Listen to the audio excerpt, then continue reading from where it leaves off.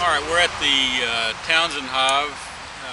It's August 5th. It's been 12 days since we put this second super on in an attempt to see if they could increase their brood. I did put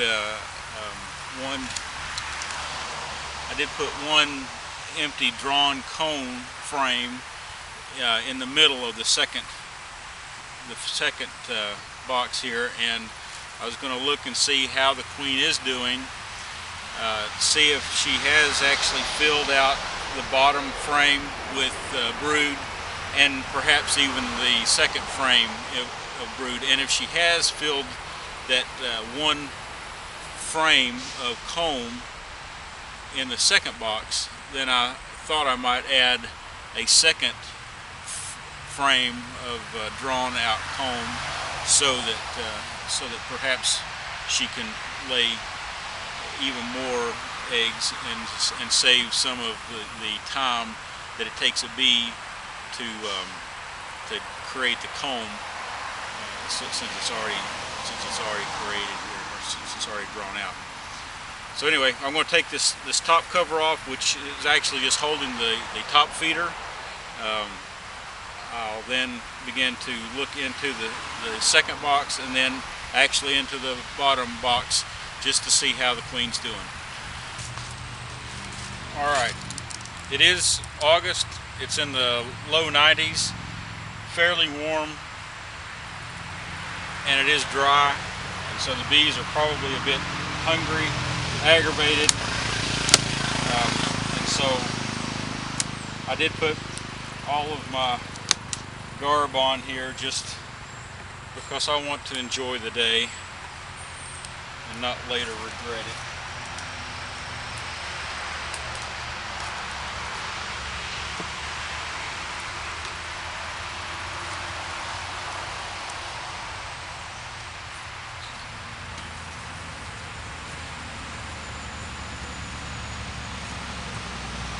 So it looks like we've got a good population going on here.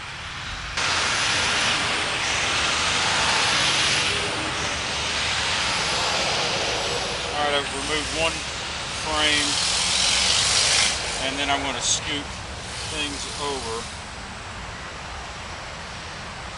so that I can see how they're doing up here on the top.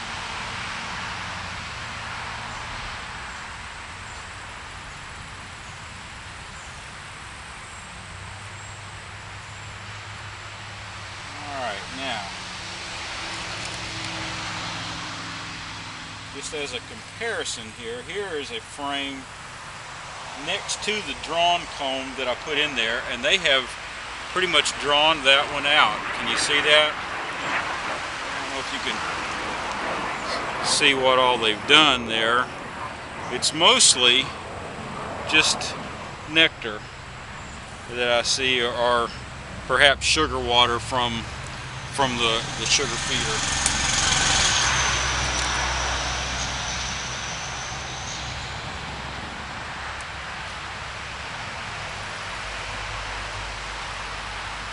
Here is the frame of drawn comb that I put in.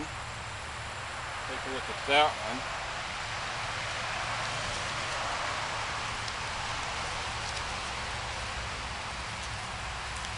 And it looks like it's all for honey and nectar on that side and on that side.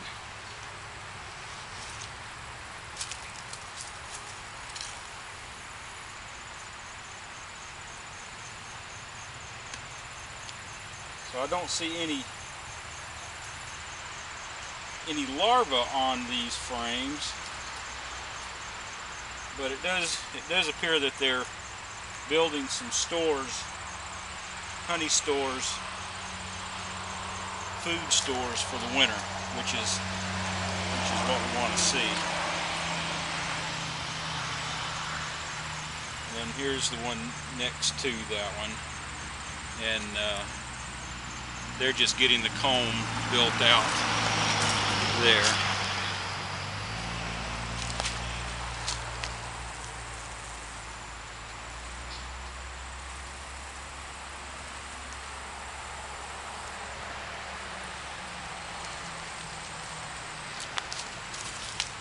the most part, these are seeming somewhat docile. We're going to go down a little bit deeper though, and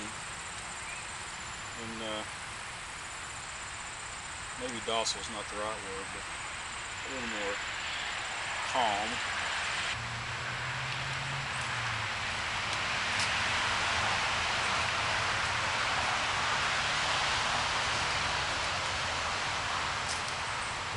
Took this box off.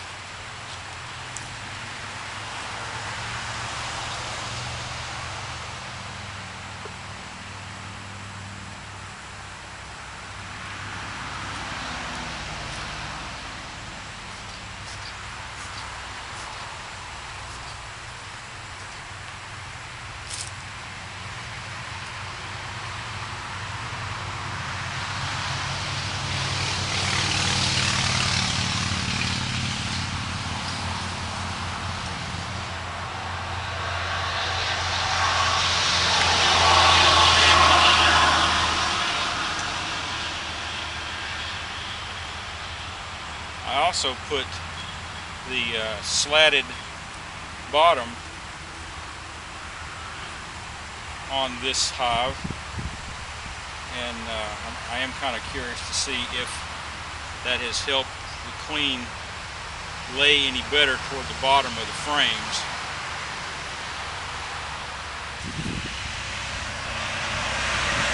Alright, we've opened up the bottom box, and I'm separating the third frame from the outside edge. Thought we'll just pull this one up and take a look at it.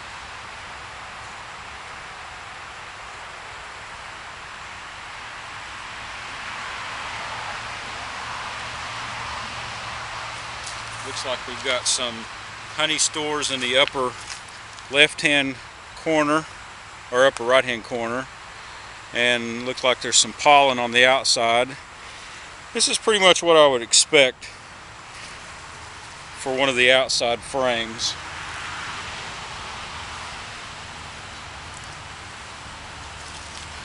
You see, I don't know if you can see that at all. There we go.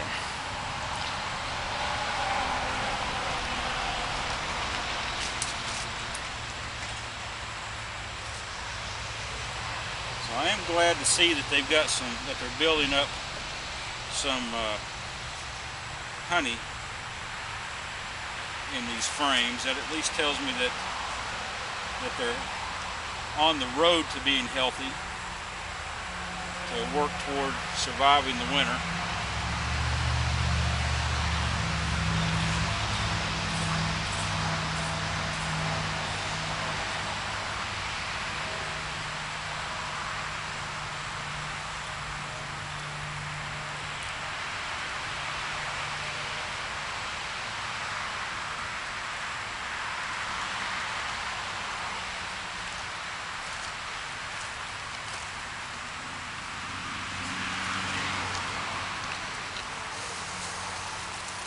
You see the brood there?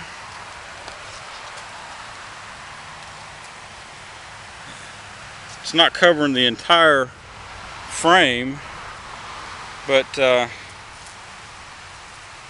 it is. I'm going to step over here in the sun to see if I can see the eggs or larvae any better.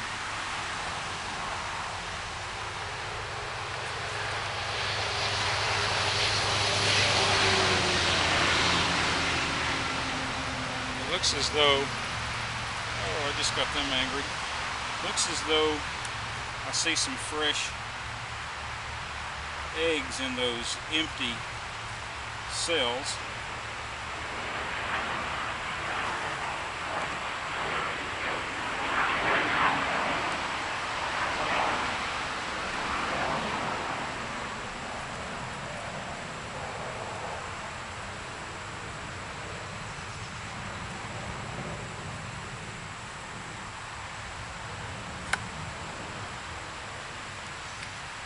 Let's take a look at, now this is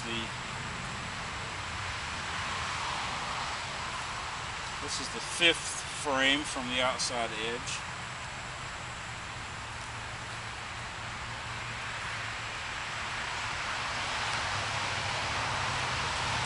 Oh yes, There we go. Now we can see the queen is working there. There's some good honey stores. You see that? There's right there's a lot of brood, capped brood. And then over toward the right here is the honey stores.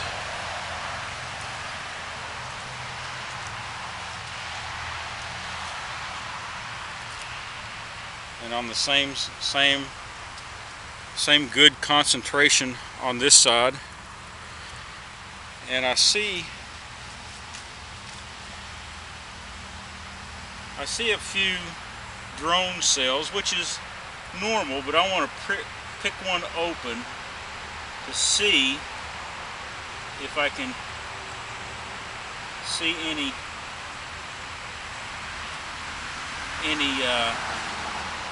varroa mites.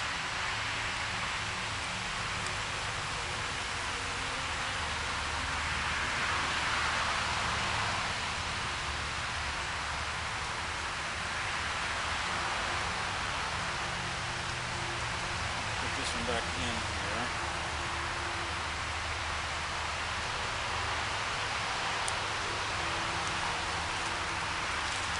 here. Here's a drone pupa, or however you say that. I don't know if that's getting in focus at all. The idea is to look at that and see if I see any varroa mites on there. And probably should have worn my glasses, but I don't. I've never really, this is my first time examining these, and so I've never really seen those mites before, but they said that you'd be able to see them quite visibly, and I don't see any on that one. So I'm going to leave it alone.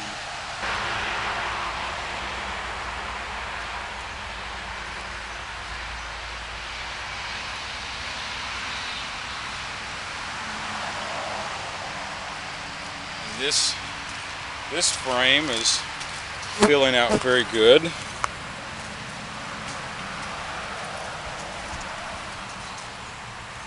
It's got some good honey stores over there on the right.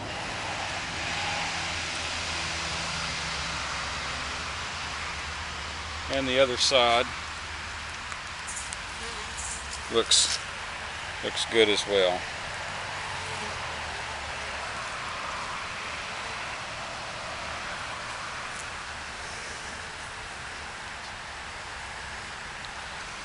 I'm going to put these back.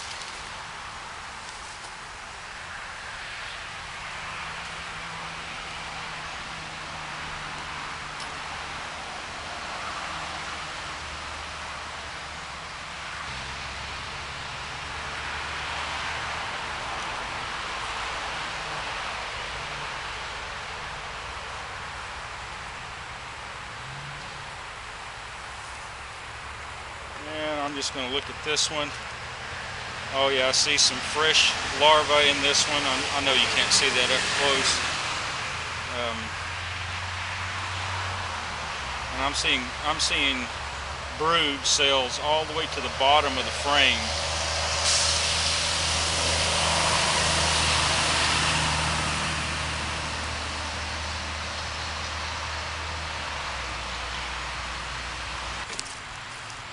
Alright, that's how we're looking at the Townsend cutout hive, which is actually a combination now of a cutout hive and a split, because I have actually added 4 frames of good healthy brood along with their nurse bees from 2 of my other healthy hives. So it's a combination of a cutout hive, and to strengthen that cutout hive we strengthen it with a split from some other brood. But anyway, in this space right here, I have put a dose of Apiguard on there, which is thiamol, a chemical that kills the varroa mites, which is deadly to the bees. Hopefully that thiamol will not hinder the queen too badly, so that she will continue to lay. She looks like she's doing a great job laying brood, and and so hopefully with her being healthy and with the thymol killing the varroa mites, that we'll have a good, potentially good hive come spring when the nectar starts flowing again. We've got it prepared here for the little bit of the fall nectar flow that's going to occur in the next few weeks. Hopefully that will punch them into being a little more stable for the winter. Thanks for watching. Continue to look for our next episode regarding the Townsend hive or any of our other ones. Thanks again. Have a great day.